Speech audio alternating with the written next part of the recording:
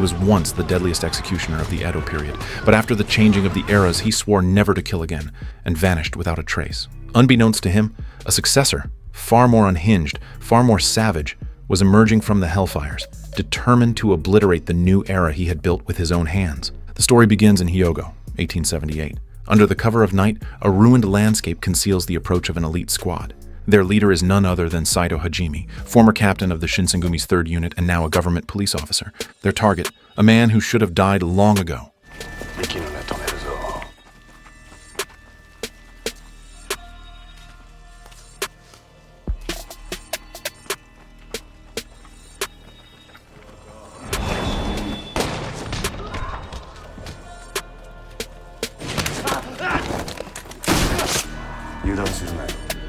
But what awaits them is a one-sided slaughter. Soldiers fall one after another, never even catching a glimpse of their enemy.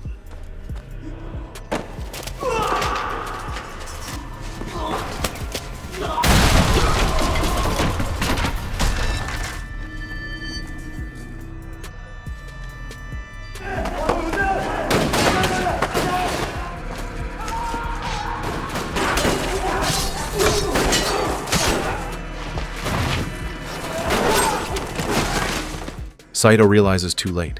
They've walked into a meticulously laid death trap. Amid towering flames and crumbling ruins, a man wrapped in bandages emerged, Makoto Shishio. Around him, a group of cruel followers gathered. Shishio reveals Saito Hajime's identity. Faced with his former enemy, Shishio extended an invitation to Saito Hajime. お前も俺も幕末を生きた男だ。こんなくだらねえように満足しちゃいねえだろう。そんな制服脱いでどうだこっちに来ねえかあの動乱の時代に時計を逆戻りさせようじゃねえか俺は誰の指図も受けん He attempted to draw Saito Hajime into his mad plan to overthrow the country. Saito's answer is absolute refusal.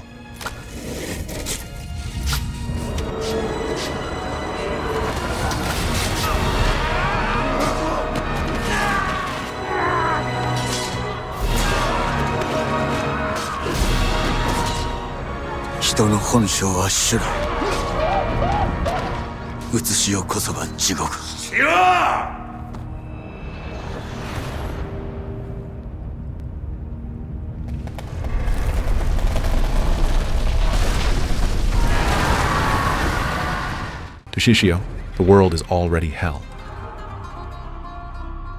Meanwhile, in a Tokyo theater, a play about Batusai the Manslayer is drawing a packed house. Among the crowd are Kaoru Kamiya, Kenshin Himura, Yahiko, and Sanosuke Sagara. Watching his own legend unfold on stage, Kenshin can only smile faintly. Now he is just an ordinary person in Kamiya Dojo, living an ordinary life. In the dojo, students said that they came to the dojo to learn swordsmanship because of the legend of Kenshin. However, Kenshin humbly declined and praised Kamiya Kashin's style as the swordsmanship that should be learned in the new era.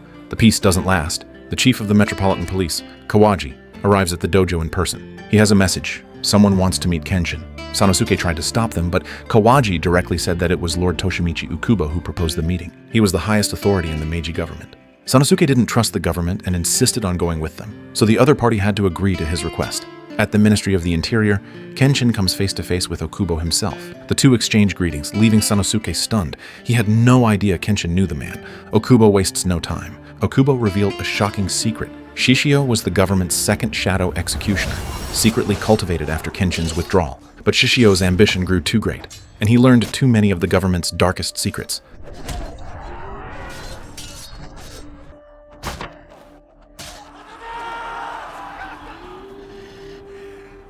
Thus, as the new era dawned, the government chose to eliminate him.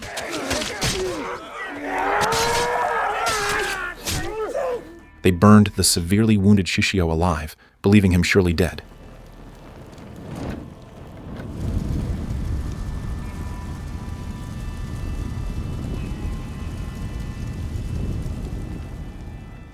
Yet this man survived through superhuman willpower and boundless hatred toward the government.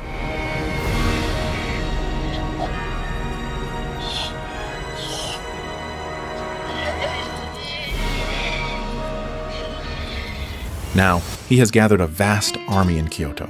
Shishio's sole purpose is to overthrow the government that betrayed him. Every government-led punitive force sent against him has been completely annihilated. With no options left, the government could only turn to the one person capable of standing against Shishio, Kenshin Himura. Okubo frankly admitted that building a new era was far more difficult than destroying the old one. Therefore, he gave Kenshin 1 week to consider. When the news reached the dojo, everyone was shocked. Kaoru firmly opposed it. She didn't want Kenshin to revert into the merciless killer he once was. Sanosuke became furious, believing the government was merely using Kenshin to atone for their own mistakes. Even more despicable, the government used the promise of pardoning Megumi Takani's crimes as leverage to force Kenshin's compliance. Upon hearing this, Megumi declared she would rather face execution than become a pawn to threaten Kenshin. Kaoru reaffirmed her stance. She would never allow Kenshin to go to Kyoto. 1 week later, on May 14th, Toshimichi Okubo was attacked while riding home in his carriage.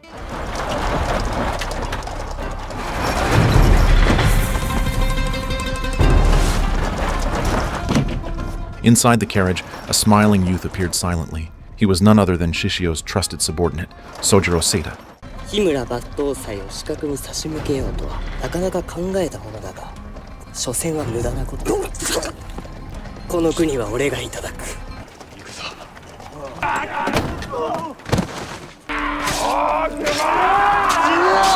At the dojo, Kenshin prepared to go meet Okubo. Kaoru wanted to accompany him, but was refused. When Kenshin arrived at the meeting place on time, he found only Ukubo's lifeless corpse.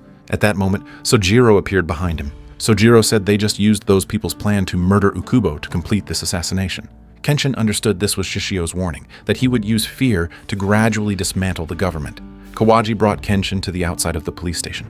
He told Kenshin these were police officers murdered by Shishio. Hearing the anguished cries around him, Kenshin was reminded of his past once again.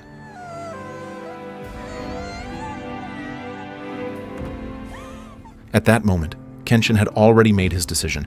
He could no longer stand by and allow Shishio's atrocities to continue. Kenshin expressed his gratitude to Kaoru. Even after learning he was Batusai, she had still allowed him to stay at the dojo. Kaoru feared Kenshin would revert to the cold-blooded executioner he once was. Kenshin gently embraced her, then left immediately.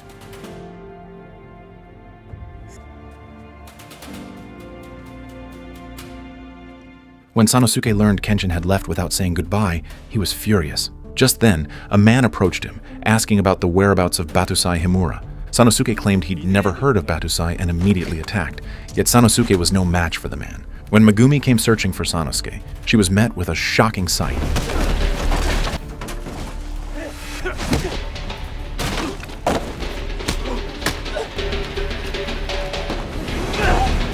Seeing the man launch his final attack, Megumi quickly cried out to stop him. The man approached Megumi and once again asked about Batusai's whereabouts. Megumi insisted she was merely a passing doctor who knew nothing of Batusai. Meanwhile, Kenshin had arrived at a small town, where the locals were astonished by his carrying a katana. Unaware to Kenshin, every one of his movements was being closely watched. At Shishio's stronghold, Sojiro reported Kenshin's whereabouts to Shishio. Upon hearing the news, Shishio decided to send Kenshin a special welcome gift.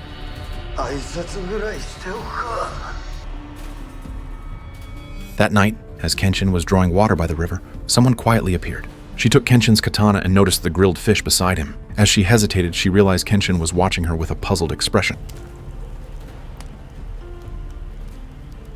Just as she began gloating over acquiring such a valuable sword, Kenshin appeared.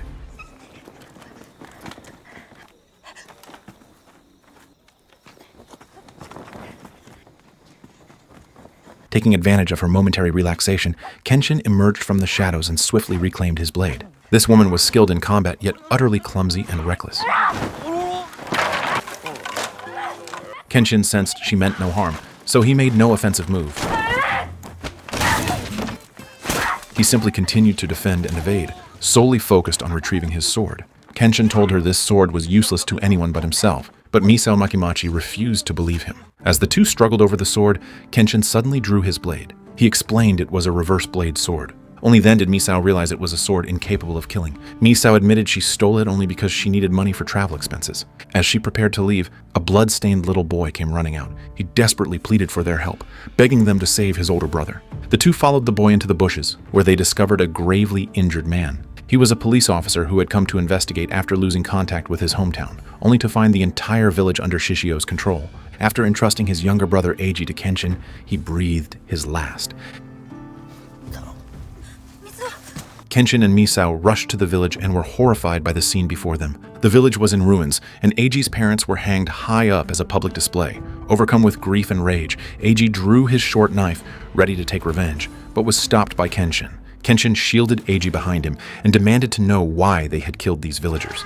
The man explained that the couple's son had attempted to spread news of the village, so the parents were made to atone for their son's actions. Kenshin told Misao to protect Eiji, then faced the group of dozens alone.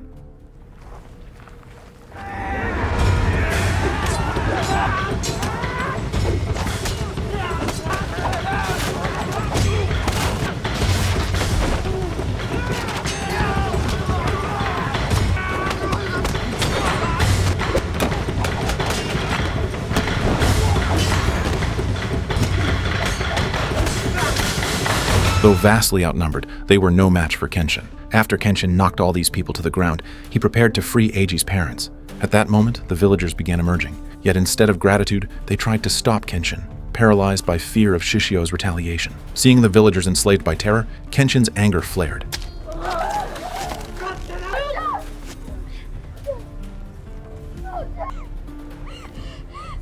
Then Sojiro appeared once again, inviting Kenshin to meet Shishio face to face. Finally, the two men who inherited the title of executioner met formally. Kenshin demanded to know why Shishio would attack an innocent village. Shishio casually replied that the hot springs here were beneficial for his burn injuries, so he had simply claimed the entire village as his own. He preached his twisted creed of the strong survive, the weak perish, claiming he would use this to make the nation stronger. Kenshin could endure no more, and challenged him to a duel, refusing to let innocent people bleed any longer for Shishio's selfish version of justice. But Shishio had no intention of fighting personally. He sent Sojiro instead.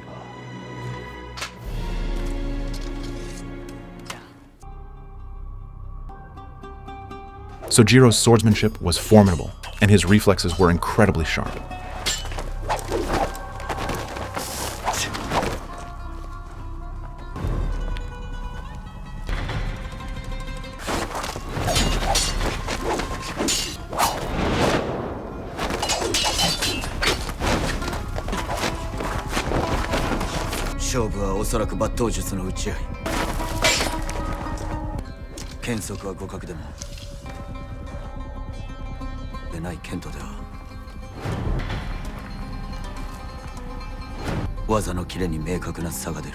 During a fierce clash of blades, Kenshin's reverse blade sword was severed by Sojiro's Kotetsu Nagasone.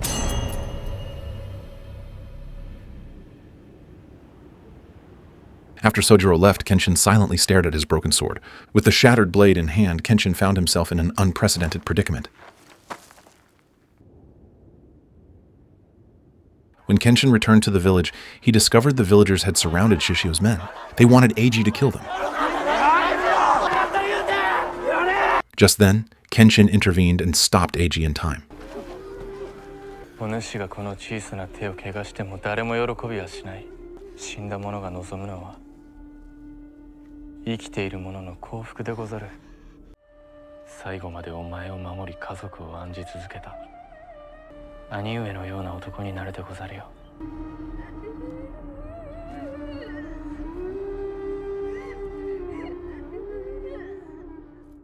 Meanwhile, Sanosuke prepared to head to Kyoto in search of Kenshin. Megumi prepared medicine for Sanosuke and instructed him to deliver some of the healing ointment to Kenshin, but Sanosuke handed the ointment to Kaoru instead, and so they decided to travel to Kyoto to support Kenshin. Guided by Misao, Kenshin arrived at an inn in Kyoto, which turned out to be the hideout of the former shogunate intelligence unit, the Oniwabanshu. Misao's grandfather was the inn's owner, and he told Kenshin the story of Aoshi Shinomori, the leader of the Oniwabanshu.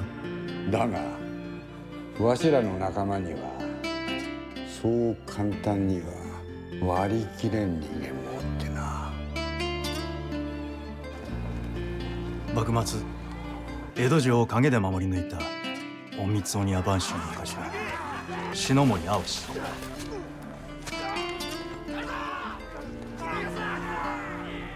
自らはご存知の通り、勝海舟と西郷隆盛の会談によって江戸決戦は回避され、江戸城は無血開城となり、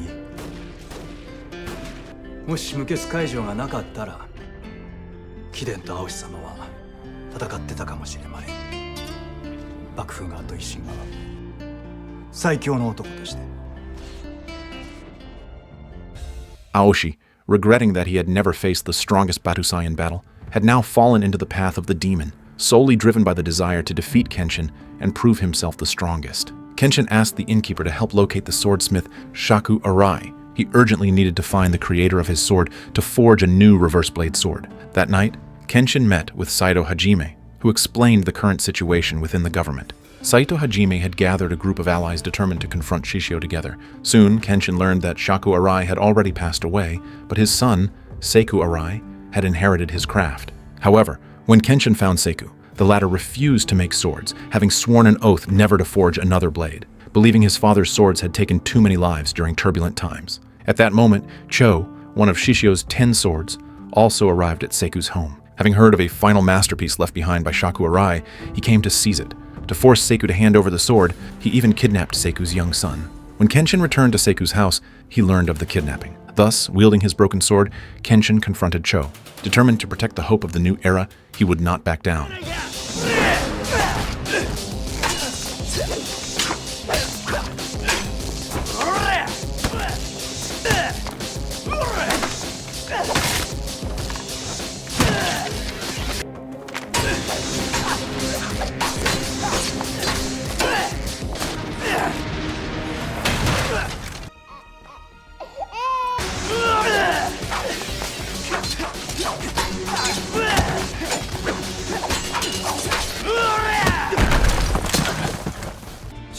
償いきれぬ流血の果て新時代を迎え10年、戦も流血も知らず幸せな家庭で子供が健やかに育つまで時代は平和の様子を見せ始めた。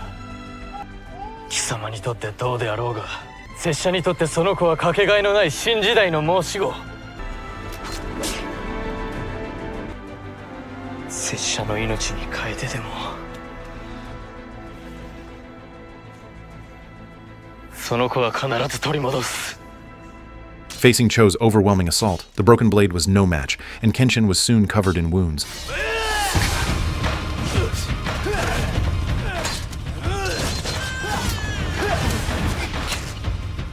Watching Kenshin fight, Seiku seemed to reach a decision. Despite Cho's fierce attacks, Kenshin refused to retreat.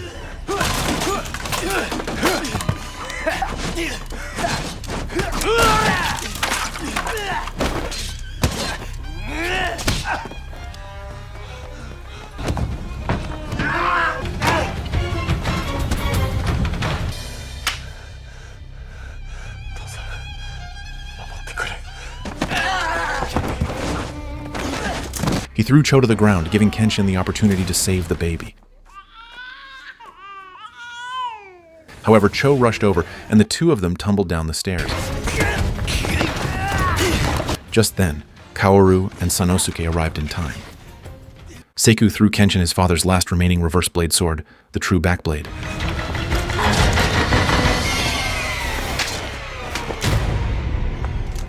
Wielding the new sword, Kenshin seemed transformed in that instant. Seeing the changed Kenshin before him, Cho decided to kill the child first. Kenshin unleashed the ultimate technique of the Hiten Mitsurugi Ryu, successfully defeating Cho.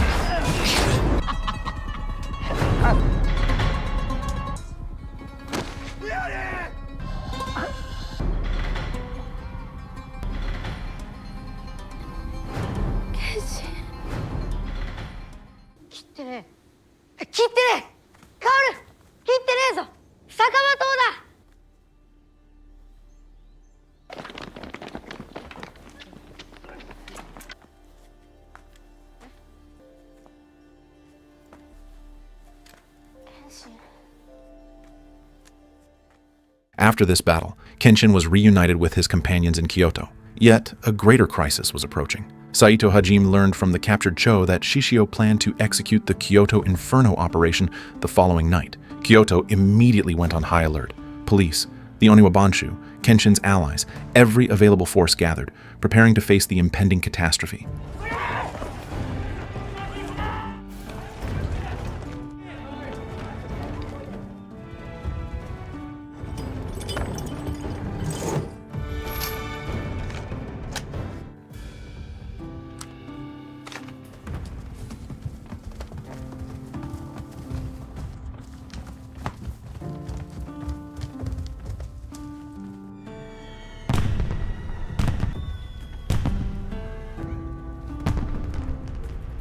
On the night of the final battle, fires erupted across the city as Shishio's forces clashed fiercely with the defenders in brutal street combat. Kaoru, Yahiko, Sanosuke, and the Oniwabanshu fought valiantly.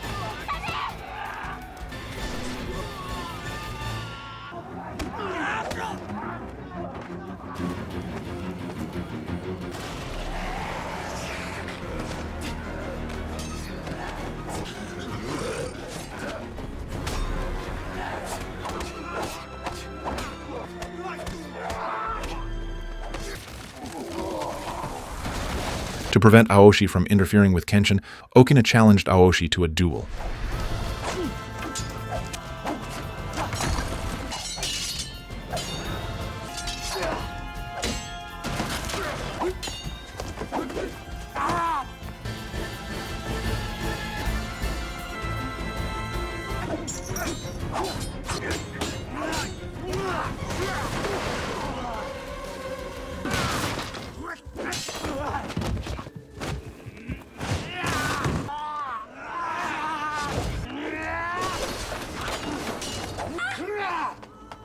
Okina was no match for Aoshi and was ultimately defeated by him.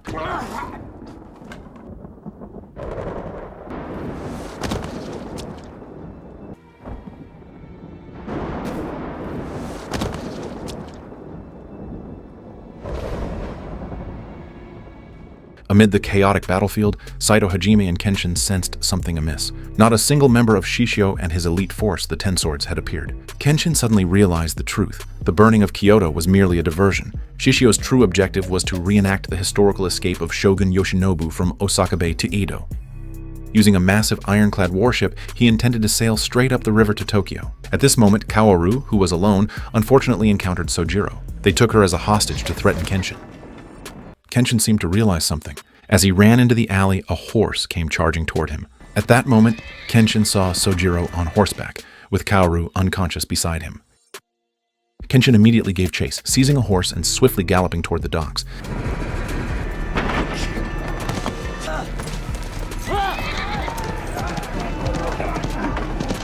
They finally caught up with Shishio's ironclad warship, the Junkers, just before it departed the harbor.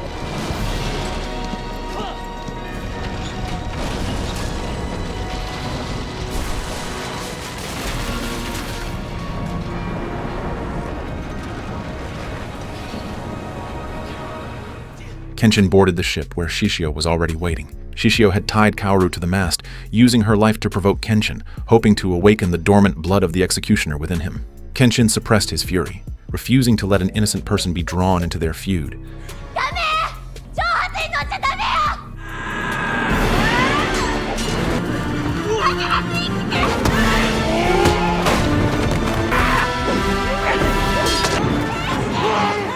Seeing his taunts fail, the mad Shishio ordered his men to throw Kaoru directly into the sea. At the instant Kaoru fell, Kenshin leapt after her without hesitation, vanishing into the raging waves.